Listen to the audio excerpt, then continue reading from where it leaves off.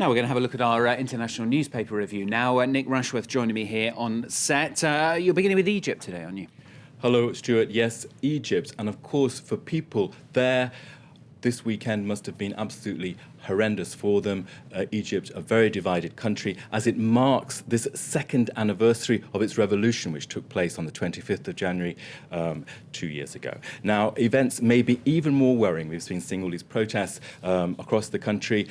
For women, The Guardian has this piece: Egypt's female protesters under attack as sexual assaults during clashes increase. Now, there's an alarming increase, and it's reporting that basically women have absolutely no way of getting these men off them. They're surrounded. What's happening is that women's rights groups, in response, are saying, well, basically, what has to happen is a real campaign to prevent it happening. And that concern being raised in the Egyptian press as well. It is. There was a piece in Al Aram online by a woman arguing, there you can see the headline there, a proper revolution. The argument in that comment piece is that we can't have a real Egyptian revolution if there isn't an end to what she says is patriarchal tyranny. She says with the Islamist government of Mohamed Morsi, what we've got is a blurring of legal and religious lines on women's rights. There's an autocratic trend, and basically the constitution, which was newly drafted,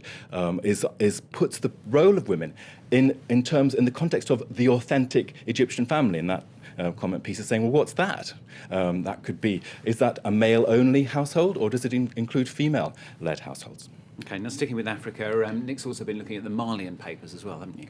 Well, the papers in Africa, in Mali specifically, are looking at the whole question of Ansar Dine, which is the rebel group in the north of the country, which has split. Now, the splinter faction is called the Islamic Movement for Azawad, and it's led by the man you can see there in that photo, Al-Gabas Agintala.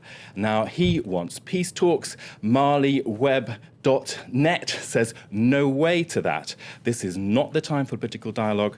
Bamako must not deal with narco jihadists and terrorists. The war must go on. Now, I looked at the Burkina Faso paper, Burkina Faso just next to Mali, of course, and the Le Pays is arguing that jihadist forces are so desperate they are now ready to swallow their pride. The editor's comment there is, well, they said they would die for their cause. Well, now their dearish wish is about to be fulfilled. France, it says, should not be drawn into a con game by these Islamists, saying they want talks.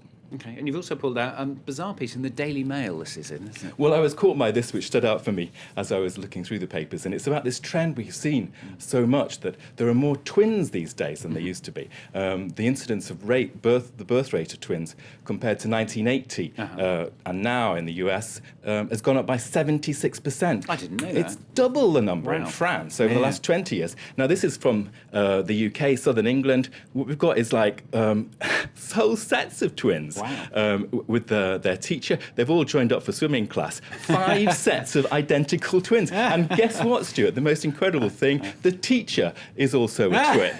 OK, absolutely. One at a time. That's enough for me. Nick, thank you very much. Nick Rushworth for the international papers here on False Cap.